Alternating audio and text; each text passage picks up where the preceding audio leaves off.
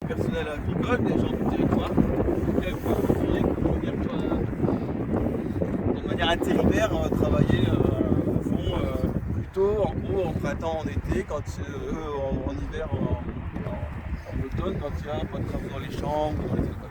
Et puis au printemps, en été, on retourne dans les champs. En gros, c'est ça, on caricature un petit peu.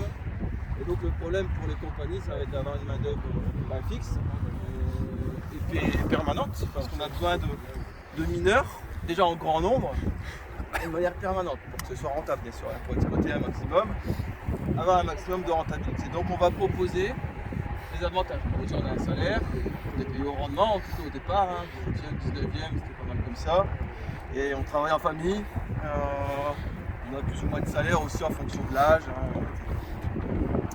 Et puis on va donc petit à petit, les patrons vont se dire si on veut fixer la main d'œuvre, l'attirer déjà au niveau du travail et la fixer, il va falloir peut-être proposer un logement qui va être payant. Ça va être une à deux journées de travail par mois au niveau du loyer qu'on va retirer. C'est un très bel avantage, le petit loyer. Et donc on loge les mineurs comme ça petit à petit et on va comme ça étendre les villes qui vont finir, comme on le voit là, par toutes être collées les unes aux autres. Et les premières maisons, c'est ce qu'on connaît, c'est la maison ouvrière, qu'on connaît le mieux, ce sont les corons. La petite photo de coron, c'est moderne. Au départ, ce sont des petites maisons toutes collées, toutes alignées.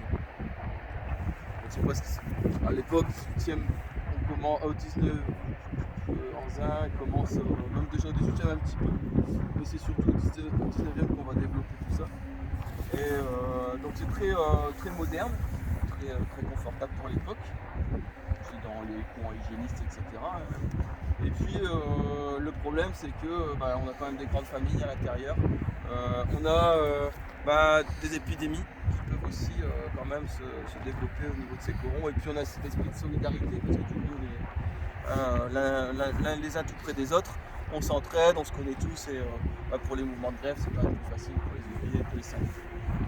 Donc tout ça accumulé, plus des problèmes d'affaissement minier, puisque comme tout sol, on a des répercussions en surface. Et ces affaissements vont parfois fissurer et fragiliser ces bâtis qui sont continus avec la même toiture tout du long et la même base.